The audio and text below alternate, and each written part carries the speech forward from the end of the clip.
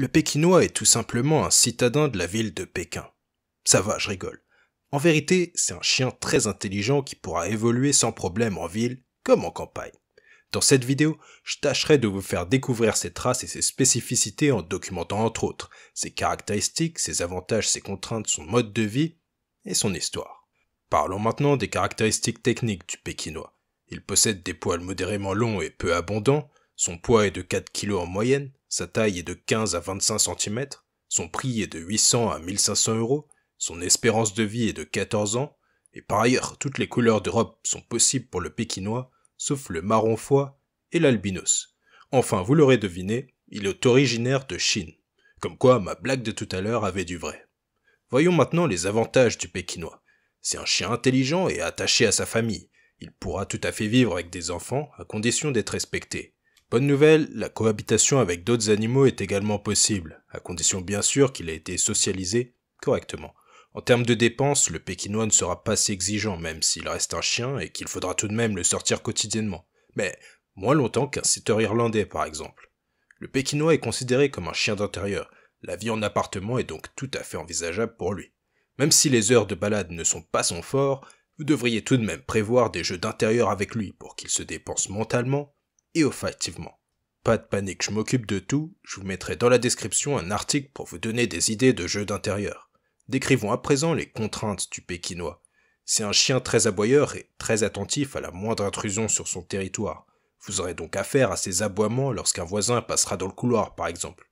Pour vous aider avec ça, je vous mettrai en lien vers la méthode du livre Stop Aboiement, et ce sera dans la description. Par ailleurs, le Pékinois n'est pas réputé pour être un chien très obéissant. Il faudra donc l'éduquer de façon ferme, sans pour autant insister à outrance. Le tout sera de rester cohérent et respectueux, afin qu'il se montre coopératif et que vous puissiez vivre ensemble en harmonie. Pour vous aider à l'éduquer, je vous recommande chaudement la méthode du livre Dressez votre chien en 15 minutes par jour, que je vous mettrai dans la description. Je sais que les petits paraissent mignons et vulnérables, et que beaucoup de maîtres ont tendance à laisser passer des écarts, mais gardez en tête que ce n'est pas lui rendre service que de faire cela. Enfin, c'est un chien particulièrement vulnérable en termes de froid à cause de sa petite taille. Pensez donc à le munir d'un manteau durant les promenades. Je vous en mettrai un dans la description. Pareil, il peut souffrir durant les temps de forte chaleur. Prévoyez donc une fontaine d'eau automatique pour lui. Parlons maintenant de l'entretien du Pékinois. Comme c'est un petit chien à poils mi-longs, il a tendance à attraper la poussière. Vous devrez donc entretenir votre Pékinois de manière régulière pour pas que la saleté et les nœuds s'accumulent trop. Je vous conseille d'investir dans une brosse, de le brosser quotidiennement et de le laver 1 à 2 fois par mois. Comme le Pékinois est sujet à des soucis dentaires, vous devrez également lui brosser les dents quotidiennement. Je vous mettrai dans la description tous mes conseils de matériel pour l'entretien optimal du Pékinois. Penchons-nous maintenant sur l'alimentation du Pékinois. Assez classique, elle pourra se faire sous forme de pâté, de croquettes ou encore de rations ménagères que vous aurez élaborées avec votre vétérinaire.